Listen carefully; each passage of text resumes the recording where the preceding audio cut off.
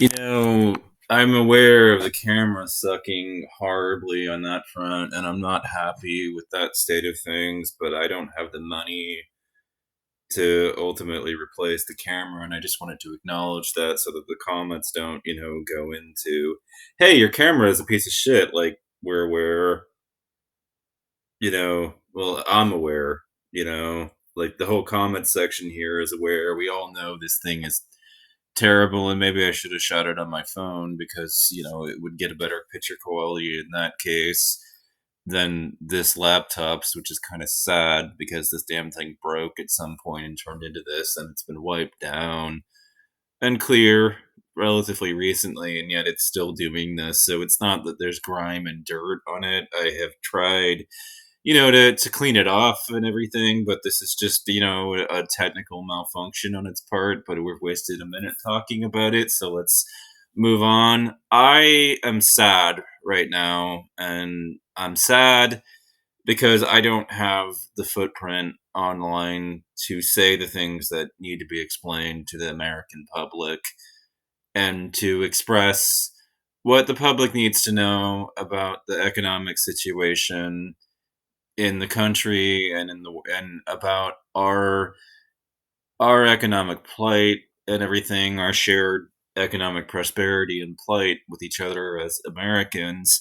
And the things that I have to say are actually genuinely important things because they are not being understood by the American people. And you can tell because they trust the Republicans on economic matters more than they do the Democratic Party. And that alone tells you that they don't understand the things that I need to tell them about this, economic situation that we find ourselves in. Where to start? Ukraine and Russia. Well, there are nitrogen, I believe, based fuel, not fuels. Sorry, error on my part. I misspeak out loud sometimes. Fertilizers. So there are these fertilizers that farmers need in order to fertilize their crops because it boosts output on the growth basically and makes their crops grow faster, and that's why a farmer, and more bountiful, which is why a farmer would utilize fertilizers in the first place because it's a pro growth thing for their crop. And anyways, and we're going to go into farmers here despite the fact that I have not really always been super friendly to the state and plight of farmers find themselves under in this country, because we're not militantly against them. We're not reflexively against, the idea of farming. I mean, that would be insane. We're just like, I guess I could say that I don't like their conservative takes and values, but there's been this shortage of these fertilizers, right? All right. So the thing is that Russia and Ukraine were basically the two largest exporters of nitrogen based fertilizers. They came from this one country. Russia is how do I say this? Russia is a huge exporter of oil. You don't need to take my word for this. This is in the headlines all over the place. You can look these things up. You can do your research and verify these facts for yourself and everything, so you know that I'm not lying. But the Ukraine was a huge exporter of this stuff.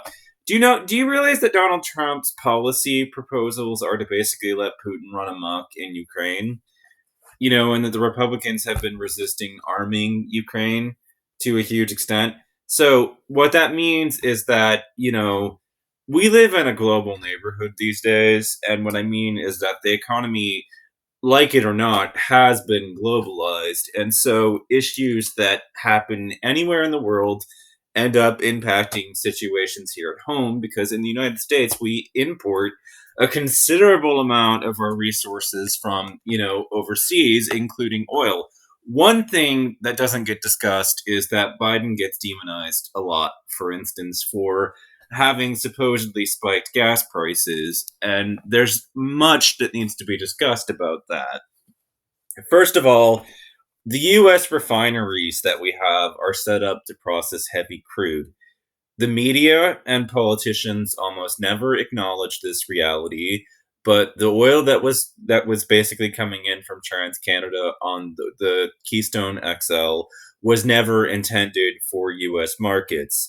The US and its refineries have never been set up to process light crude, which is what shale gas is.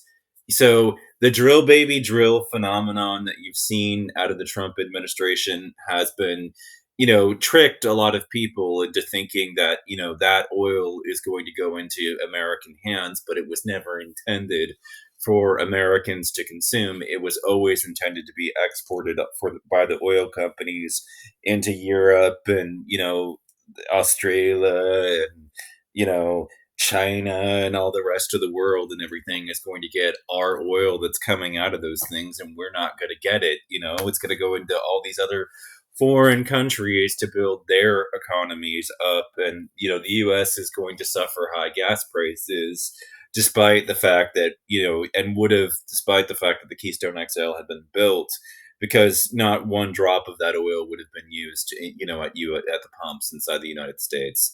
The United States finds itself in a situation where it still imports all of its oil from OPEC nations at this point. So every time OPEC cuts production or freezes a production cut, that's going to make oil prices high, and there's literally nothing that Biden can do about that, because those decisions are being made by a foreign dignitary and person that is able to impact the price of US gasoline. If you want to do something about the price of gas, the most effective thing that you can do is buy an electric vehicle or buy a hybrid, so that you at least reduce your gasoline. We just bought a new car. It's a 2024 Toyota Camry. We're no longer driving the 2013 Prius and everything. So there's money behind me and everything. It's just not mine yet. So the thing is that my my lament is just that I don't have a wide enough footprint to explain these economic facts to people, because if they were to realize this, they would probably not be all, in the column of trusting Trump to run the economy more than the Democrats. There's so much to say about economics and, the Trump plan. Trump plans to tariff 10% of all foreign goods, right? Like, he wants to throw up tariffs on everything, and, that it's almost universally agreed upon by economists that that sort of protectionism backfires. They say that it would be great and everything, but the foreign world tends to retaliate in response to tariffs, and then any benefit that we would have gained from them tends to be offset by the damages that happen in terms of the fucking retaliatory actions that are taken in response to tariffs. In short, basically, it's universally agreed upon by economists that protectionism doesn't work effectively. And Trump's whole policy and economic policy is mercantilism. You can read The Wealth of Nations if you want to know why that's a fucking terrible plan. Like Adam Smith's whole, book was a pretty much frontal assault on the mercantilist of old. Like, uh, I'm not a big fan, I guess you could say, of these philosophers and everything, but I will say that they do lay out a pretty good case against mercantilist thinking, and that's exactly what Trump is basically pushing through and his economic policies. So the thing is that we benefit enormously from foreign imports at this point in this country, and we've always relied on it in America. We're not, well, I mean, the United States at one point in its past definitely did produce a lot more than it did, but even in those days, the United States was exporting more, but it was also still importing a lot from overseas. And I don't want to see tariffs on foreign goods. Like, I drive a Toyota car. I in addition to that, like, I'm getting up to pick it up for you.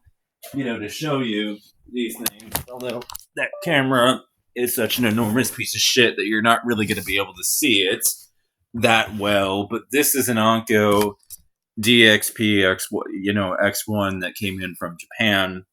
You know, it comes in from overseas and it's a music device and everything. And I bought it because it has the micro SD card slots, which you can't really see on the side, but it has support for that and FLAC files and can play MP3s. You know, like, that's a Japanese device. I drive a Japanese car. You know, I like Sony devices because they tend to be more reliable than their competitors. I like Toyota because they tend to be more reliable than their American competitors and everything. And do you think I want to see a 10% tariff on foreign imports to this country when I love Japan and Japanese products as much as I do? Fuck no, I don't. Like, I'm in love with Japanese technology. I love it. I, I don't want to see this kind of thing. And if you're a gamer, I mean, Nintendo parts. I mean, Nintendo's a foreign manufacturer. Sony's a foreign manufacturer. Like, why would you want to see 10% imports on foreign stuff coming into this country? I mean, like, our whole fucking history of gaming is coming in from Japan.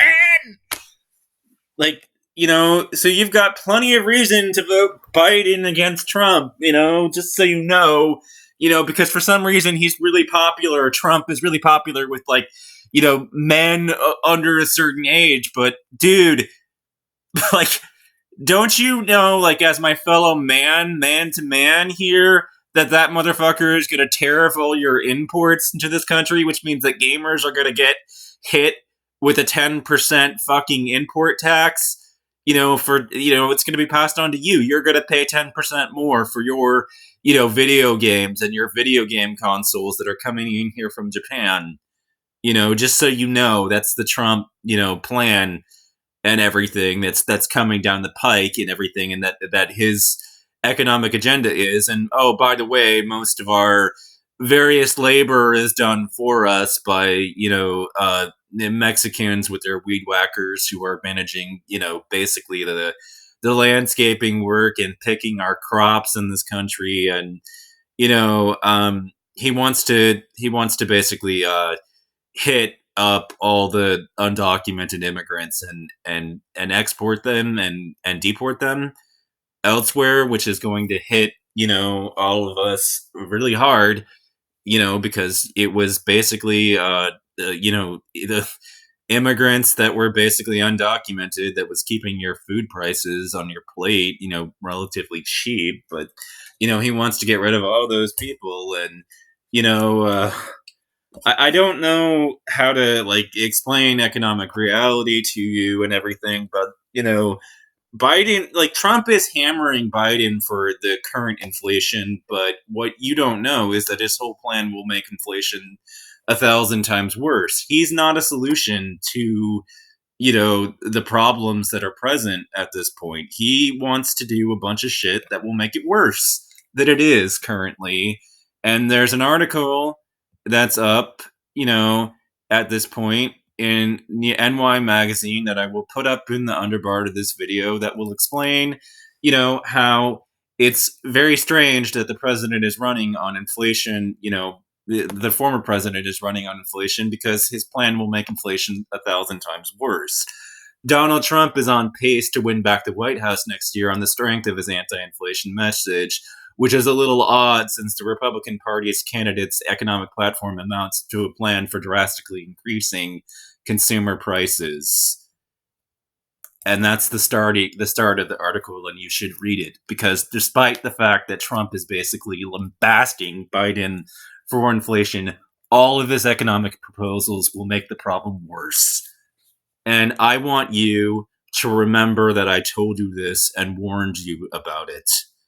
I'm sorry that the economy sucks right now and that food and gas prices are too damn high.